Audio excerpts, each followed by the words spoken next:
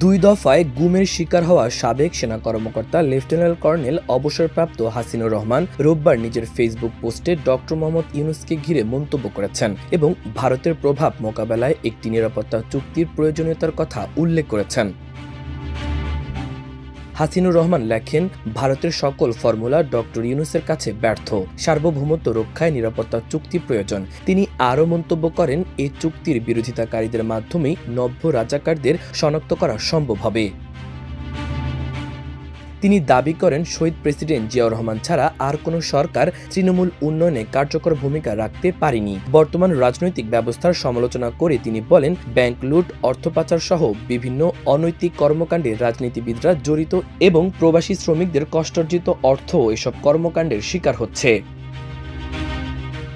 তার মতে, যারা রাজনীতিকে পেশা হিসেবে বেছে নিয়েছেন তারা সাধারণ মানুষের উন্নয়নে আগ্রহী নন। তিনি লেখেন, গরিবের কখনো উন্নতি হবে না, কারণ নেতারা চান না গরিব ভালো থাকুক।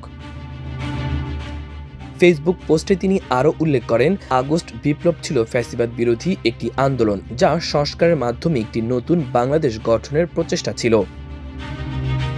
শেষে ডক্টর ইউনূসের উদ্দেশ্যে তিনি বলেন, সম্মানিত ডক্টর ইউনূস, আপনি কঠিন ও কঠোর হন। ঘুরে দাঁড়াবে বাংলাদেশ। সমগ্র জনগণ আপনার সাথে। তিনি সংস্কার, ফ্যাসিবাদ বিরোধী বিচার এবং ভারতের আধিপত্য থেকে মুক্ত একটি বাংলাদেশ গঠনের আহ্বান জানান। দেশের ভেতরে চলমান রাজনৈতিক অস্থিরতার পরিপ্রেক্ষিতে এ অবস্থার কথা জানালেন একসময় আয়নাঘরে বন্দী সাবেক এ সেনা কর্মকর্তা। মাত্র দুদিন আগেই নির্বাচনের একটা সম্ভাব্য সময় ঘোষণা করেছেন প্রধান উপদেষ্টা। আগামী এপ্রিলের প্রথমার্ধে নির্বাচনের কথা বলেছেন তিনি। তবে সময়টি নিয়ে সন্তুষ্ট নয় বিএনপি।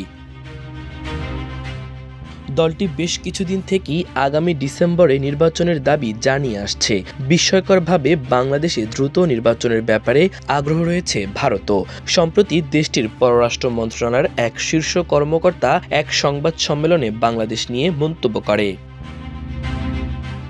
ওই সংবাদ সম্মেলনে দাবি করা হয়, বাংলাদেশের সমস্যা তাদের নিজস্ব এবং সমাধানের পদক্ষেপ বাংলাদেশ সরকারকেই নিতে হবে। সেখানে মন্তব্য করা হয়, বাংলাদেশের রাজনৈতিক সমস্যার সমাধানের জন্য একটি নির্বাচিত রাজনৈতিক সরকার অত্যন্ত জরুরি এবং বিষয়টি যত দ্রুত সম্ভব ততই ভালো।